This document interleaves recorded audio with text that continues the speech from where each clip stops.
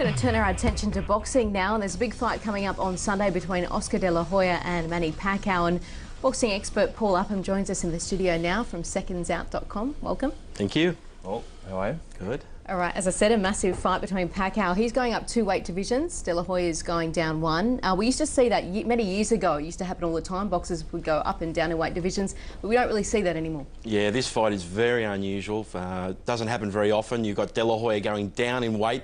Not many boxers do that, particularly at 35 years of age. And you've got Manny Pacquiao, who was a lightweight and just moved to lightweight. He's going up 2 weight classes to challenge De La Hoya at welterweight. So the question is Pacquiao not big enough going up, and is maybe Oscar De La Hoya drained himself going down?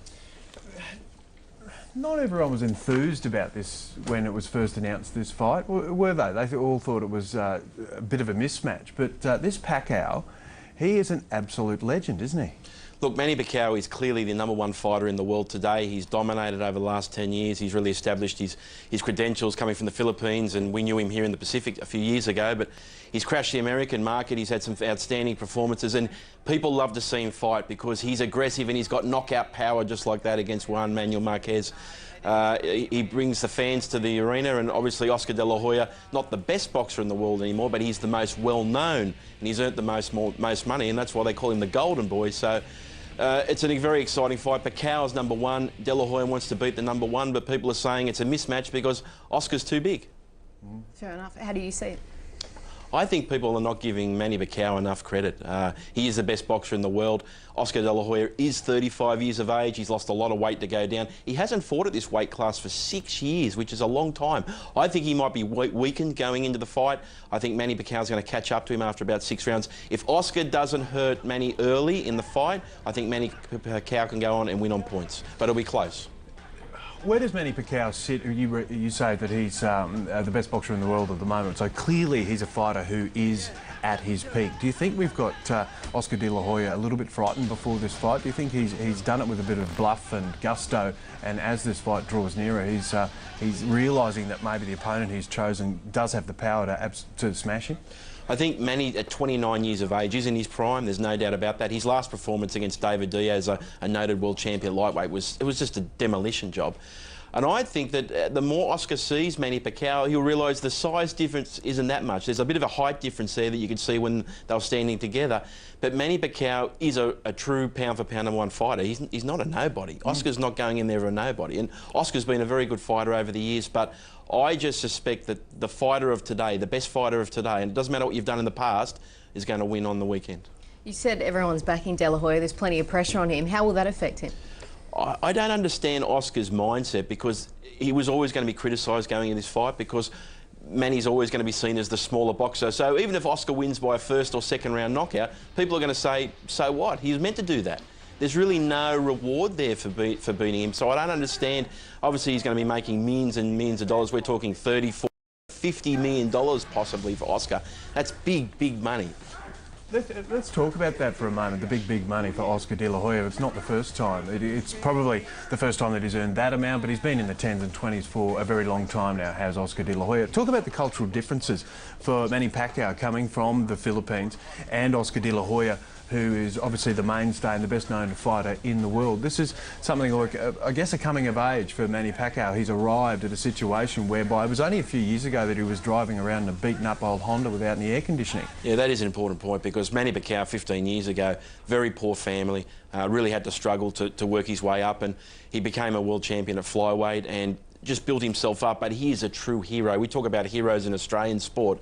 Manny Pacquiao is like a god over there in the Philippines, because he's what he's achieved, not just in the Philippines, but on the world scene. And he's beating the Americans in America, something that the Russians used to love about Costa Zoo when he'd go and beat the Americans over there in America. So the Americans are almost a colonial father to the Philippines.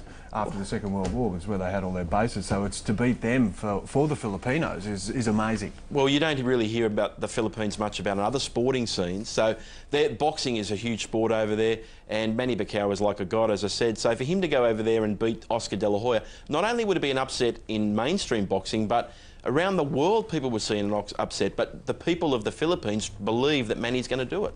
So there's plenty of hype surrounding this fight, but people are already starting to talk about after the fight. who the winner's going to face. They're saying Ricky Hatton.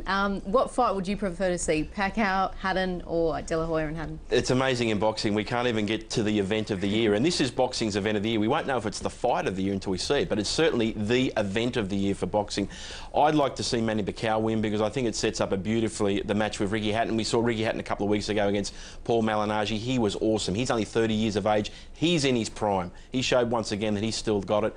And against Manny Pacquiao, Manny would go down in weight, one weight class to Hatton's weight class. That would be a fantastic matchup. I'd love to see that one.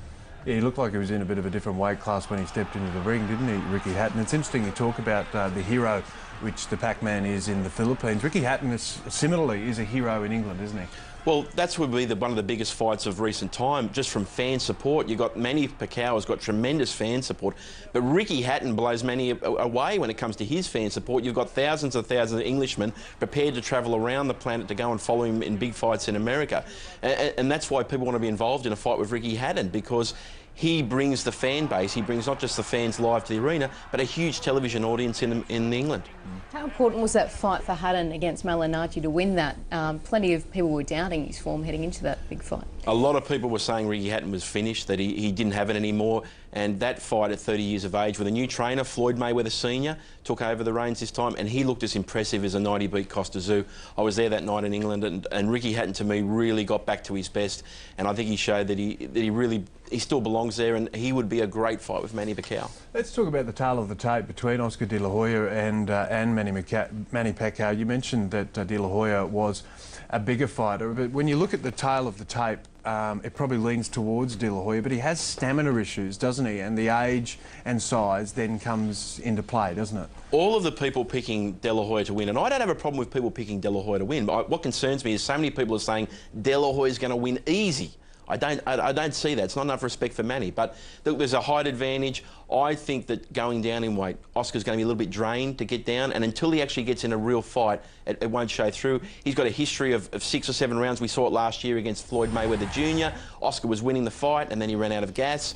And I think Manny Pacquiao, if he can avoid Oscar's best punches, and let's be fair, Oscar's going to be the harder puncher in the fight, and he has got a good knockout punch. If Manny can afford those punches when he's fresh, I think Manny Pacquiao's fitness and his stamina, and he's going to be stronger coming up in weight, is going to help him win the fight. Well, Oscar De La Hoya's record speaks for itself. Manny Pacquiao, that's the guy that a lot of people in the Australian sporting scene may not know much about, so that gives you an indication of exactly how good he is, and it's the division world titles which are amazing between these two. Well, we always talk about Jeff Fenech. Jeff Fenech won 3 world titles in 3 weight classes, and that was seen as something very special at the time. Manny Pacquiao has won 5 world titles in 5 weight classes, and Oscar De La Hoya has won 6. Which is just incredible. You're talking about a fighter moving up in weight over the years, and to beat the guys at your weight class is fine, but to go up in weight and beat bigger guys, that's really impressive. And they're both Hall of Fame fighters. They'll be in the Hall of Fame when they retire. Pacquiao, as you said, he's so dominant at the moment, but could this be one of his last fights? He said not long ago that he might retire in 2009, and he's got an interest, as we know, with politics. Could he pursue that? Well, you and David brought to my attention today that Manny Pacquiao said yesterday that he's going to retire next year. Now, interesting, Oscar said the same thing when he was 30. Oscar was going to retire at 30 years of age and become an architect. Well, 5 years down the track, it certainly hasn't happened. It's a big thing for a boxer to retire on top. Doesn't happen very often. We saw it with Danny Green recently. We saw it with Floyd Mayweather Jr. recently. I think it's going to be very hard for Manny to retire, because when he tries to become a politician, the fans are going to be over there saying, we don't want you as a politician, we want you as a fighter. Go back to Las Vegas and win.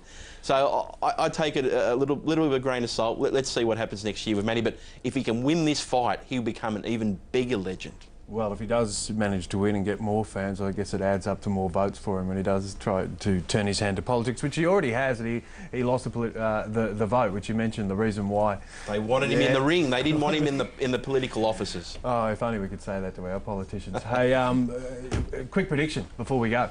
Look, I like Manny Pacquiao on points. I think his fitness and stamina is going to get him through. I don't think it's going to be an easy fight. I think Oscar he's going to have some good rounds early, but I think in the end, Manny Pacquiao over the distance. And just before we let you go, we're going to plug Fennec Fight Night on Friday night. It's live on Fox Sports 3 from 7:30 p.m. But a couple of big fights we should look out for. It's a huge fight. We've got Lenny Zappa-Vigna, who's one of our true young stars, undefeated, putting his undefeated record against Tommy Brown, who's only 25, had 2 world title fights already in his career. He's got a huge height advantage, Tommy Brown, and that's going to be live on Fox Sports tonight. So big weekend of boxing. Fox Sports tonight and Fox Sports Pub and Club, or main event pay-per-view on Sunday for the big De La Hoya Pacquiao clash. Cheers, Paul. Looking forward to it. More on today's top stories is coming up next. We're going to get the latest on Greg Bird, an exclusive with the Rugby League referees chief. And finally, some good news from Gavin Peterson. I want to go and play some red ball cricket in Abu Dhabi to start a test match hopefully on Thursday in Chennai.